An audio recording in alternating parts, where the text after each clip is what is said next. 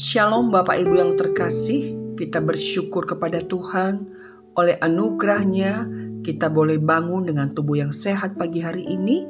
Dan sebelum kita memulai segala sesuatu, mari kita datang kepada Tuhan. Bapa, kami bersyukur untuk hari baru yang Tuhan anugerahkan kepada kami. Dan pagi hari ini sebelum kami memulai segala sesuatu, kami ingin merenungkan kebenaran firman-Mu. Ya Tuhan, bimbinglah kami untuk kami mengerti dan firman ini boleh kami lakukan dalam hidup kami setiap hari. Terima kasih Bapa, demi nama Yesus kami bersyukur dan berdoa. Amin. Pagi hari ini saya mengajak kita untuk membaca di dalam Roma pasal 8 ayat 5. Roma 8 ayat 5, demikianlah firman Tuhan. Sebab mereka yang hidup menurut daging memikirkan hal-hal yang dari daging. Mereka yang hidup menurut roh memikirkan hal-hal yang dari roh.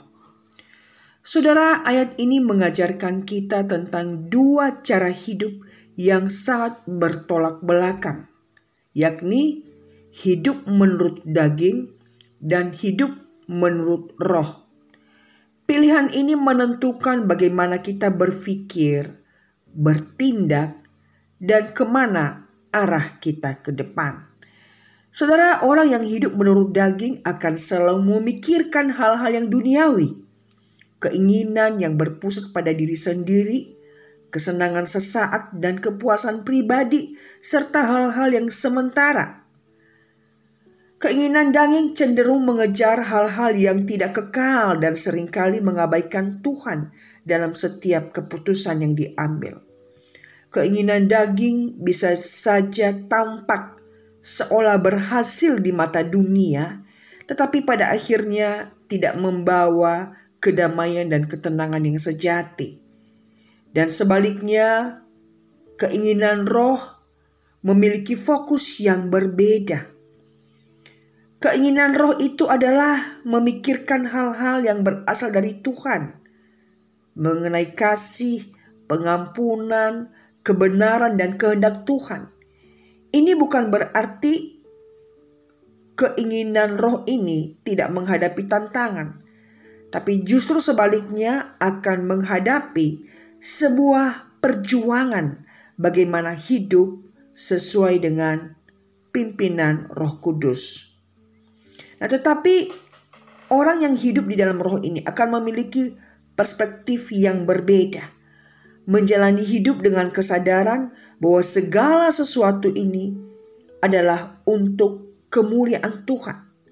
Keinginan roh, pemikiran yang dipenuhi dengan firman Tuhan, hati yang selalu dituntun oleh firman Tuhan, sehingga kebenaran firman Tuhan yang akan terus membimbing saat kita bertindak, berpikir, berkata-kata, bahkan menetapkan tujuan. Saudara, keinginan roh ini penting karena cara kita berpikir menentukan cara kita hidup. Jika pikiran kita dipenuhi dengan hal-hal duniawi, maka kita akan hidup seperti orang-orang dunia. Namun jika kita membiarkan Roh Kudus mengarahkan pikiran dan hati kita, maka hidup kita akan berbuah dalam kebenaran dan damai sejahtera. Saudara, hari ini Tuhan mengundang kita untuk memeriksa hati kita, apa yang kita pikirkan setiap hari. Apakah kita lebih banyak memikirkan hal-hal duniawi atau hal-hal yang rohani? Jika kita menyadari bahwa hati kita lebih condong kepada dunia, marilah kita datang kepada Tuhan dan meminta Roh Kudus Tuhan mengubahkan cara berpikir kita dan bagaimana cara kita hidup. Karena hanya dengan berjalan di dalam pimpinan Roh Kudus, kita bisa mengalami kehidupan yang penuh damai dan kehidupan yang berkenan di hadapan Tuhan. Dan bahkan kehidupan yang Tuhan inginkan, yang Tuhan kehendaki dan mencapai tujuan Tuhan hanya ketika kita memberi hidup kita dipimpin oleh Roh Kudus. Saudara, kiranya Tuhan menolong kita untuk senantiasa setiap hari hidup di dalam pimpinan Roh Kudus. Amin. Mari kita berdoa. Bapa, kami menyadari bahwa setiap hari kami berjuang dan berperang dengan keinginan-keinginan daging, keinginan-keinginan dunia yang ada di dalam diri kami. Tuhan, mampukan kami untuk hidup di dalam pimpinan Roh. Mampukan kami untuk taat di dalam pimpinan Roh. Karena hanya dengan demikian kami bisa menjalani hidup yang berkenan kepada Tuhan. Biarlah Roh Kudus-Mu terus menolong kami dan memampukan kami untuk bertindak, berpikir sesuai dengan kebenaran firman.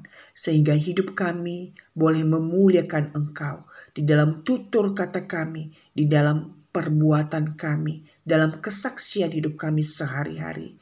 Bapa, berkati kami sepanjang hari ini, dan kiranya kami hidup sesuai dengan kebenaran firman Tuhan. Terpujilah Engkau Bapa, demi nama Yesus kami sudah berdoa dan berserah. Amin. Tuhan memberkati saudara.